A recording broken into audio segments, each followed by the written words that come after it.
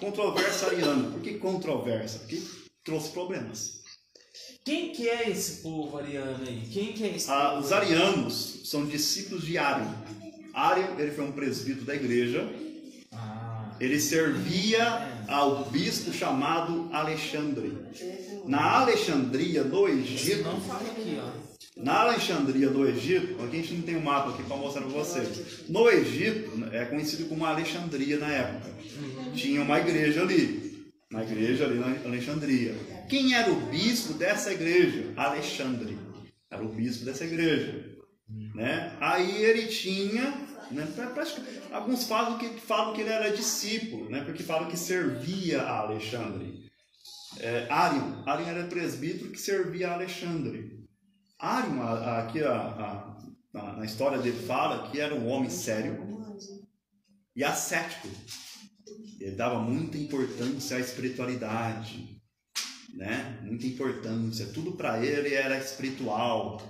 Se a porta batia, ele falava que era um anjo. Tudo espiritual.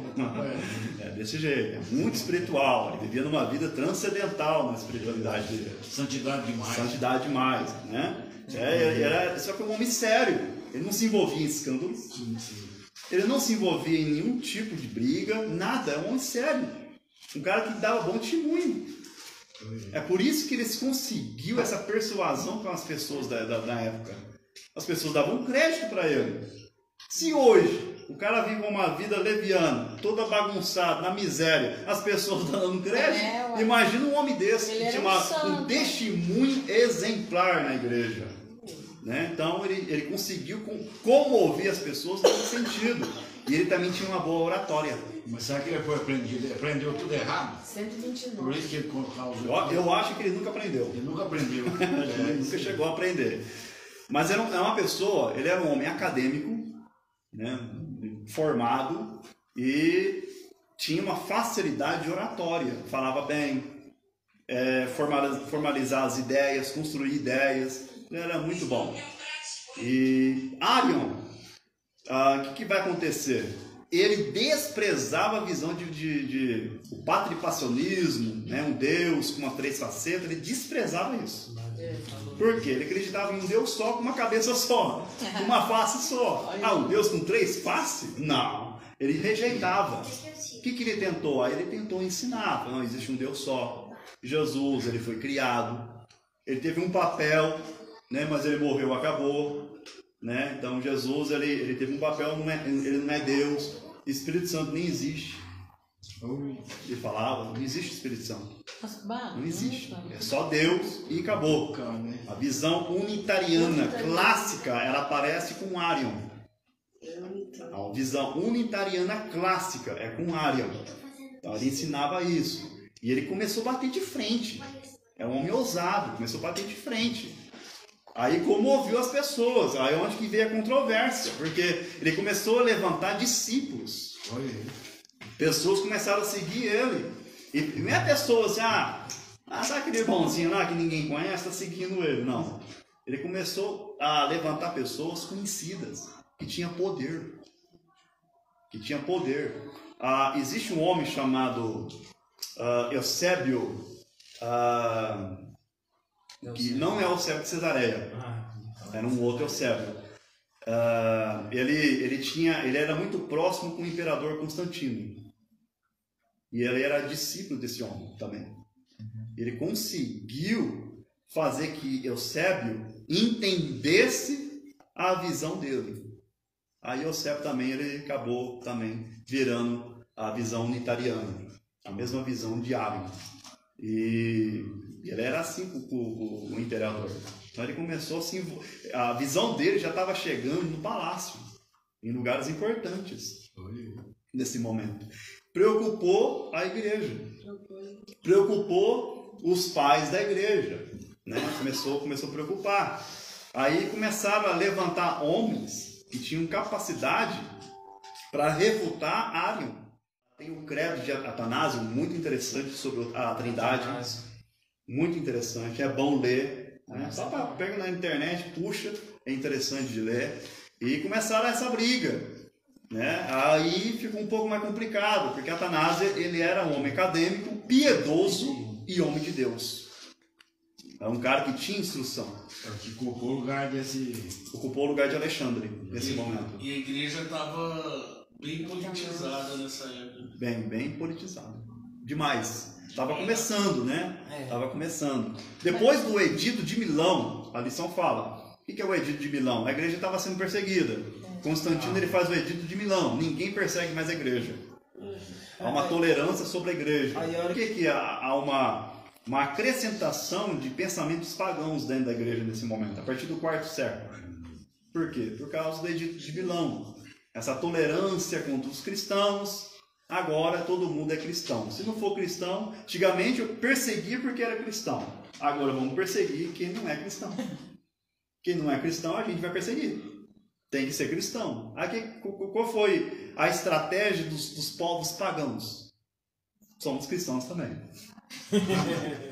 Então, Arion, ele tinha essa visão, Jesus não é Deus, não existe Espírito Santo, essa é a visão dele. E agora, a visão sabeliana. Que a sabeliana significa sabeliana? Sabeliano porque veio de um teórico romano chamado Sabélio, do século III. É um teórico chamado Sabélio, e vamos entender como se dá a visão dele. O que Sabélio acreditava? Temos que entender, meus irmãos, que esses homens, eles tinham um poder de persuasão muito grande.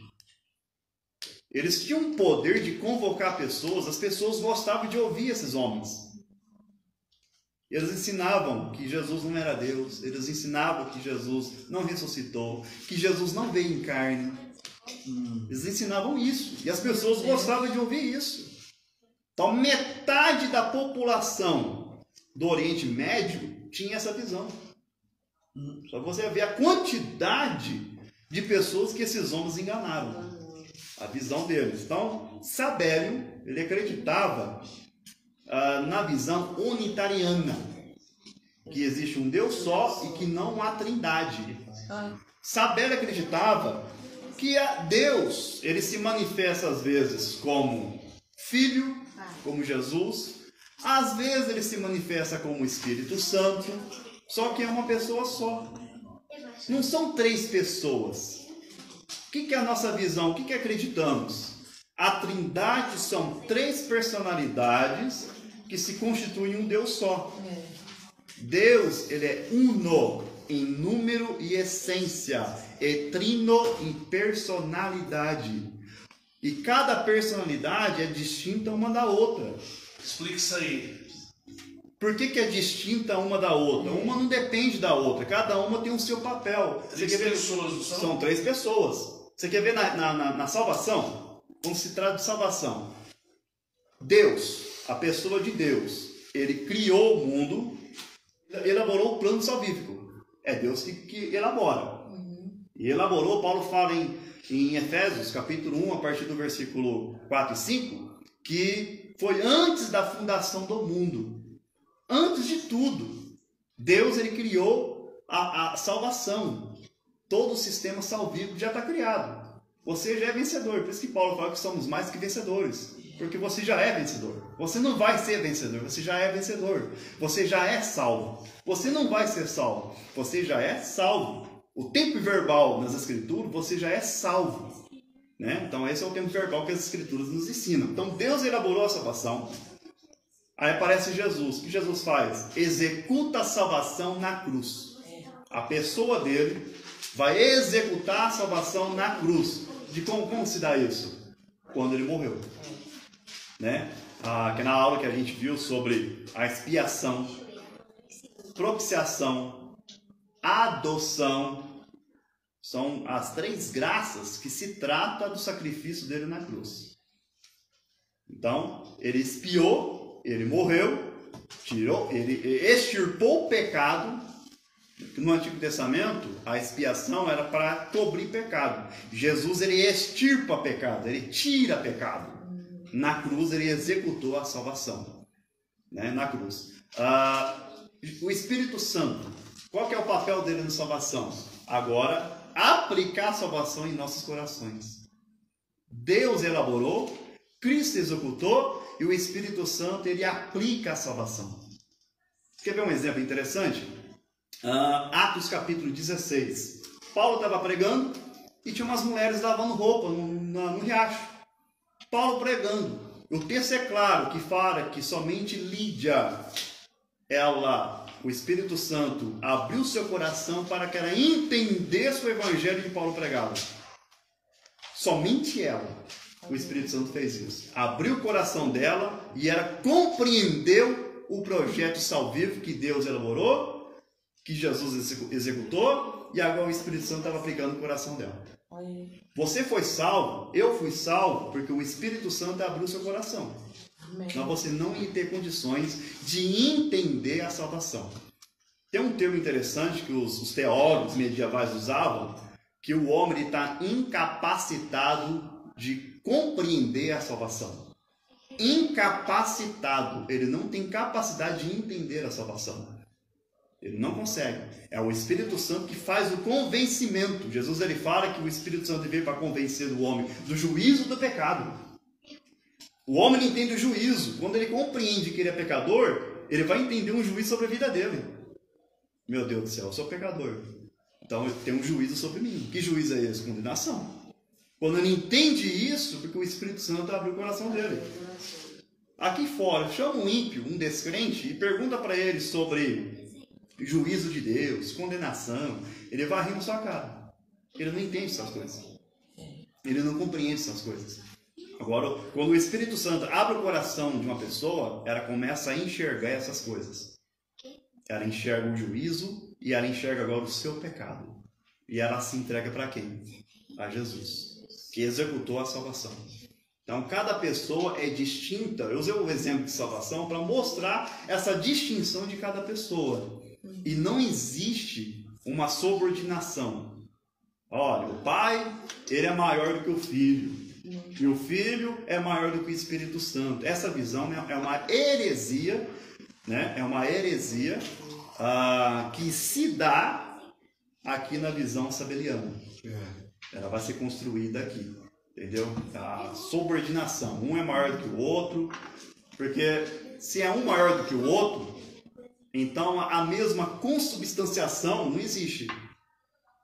Quando Jesus, que é bem interessante, quando Jesus fala que eu rogarei ao Pai para que Ele vos manda outro Consolador, a palavra outro no grego, né, significa a mesma substância. Mesma substância. Então, Deus tem a mesma substância de Jesus. Jesus tem a mesma substância de Deus. É por isso que no credo de Nicéia fala luz de luz. Porque é a mesma substância. Então não é um maior do que o outro. Se for um maior do que o outro, a Trindade ela não existe. Ela perde toda a sua existência. Entendeu? Cada um tem o seu papel, né? Mas não existe um maior do que o outro. Né? Não existe essa visão. Lamentavelmente, tem algumas igrejas que têm essa visão. Tem algumas igrejas aqui na região, quem ficou sabendo, que você só poderia adorar a Jesus. Você não adora o Espírito Santo. Estava ensinando isso. Você não poderia direcionar a adoração ao Espírito Santo. O que é isso? É um fragmento dessa visão de insubordinação. Não posso adorar porque é um maior do que o outro. Então, Deus é mais importante que Jesus, Jesus é mais importante que o Espírito Santo. É uma heresia, né, que não tem coerência bíblica. É uma heresia, então. É uma heresia, não existe. Você fala que um é maior que o outro? Não. Ele diz que Deus transforma e vem de um jeito e de outro. Até assim, a gente, de uma maneira didática, a gente utiliza, mas também não tem coerência. Do tipo, Deus, primeira pessoa da Trindade. O Espírito, Jesus, segunda pessoa da Trindade. Espírito Santo, terceira pessoa da Trindade. Bom, então a hierarquia. Hierarquia? Se é primeira, segunda, terceira, indica hierarquia. É escada, né? Escadinha. É uma escadinha. Então, um é mais que o outro. Um tá lá em cima. A gente fala de uma maneira didática, mas se a gente pegar ao fundo mesmo, não tem coerência. Né?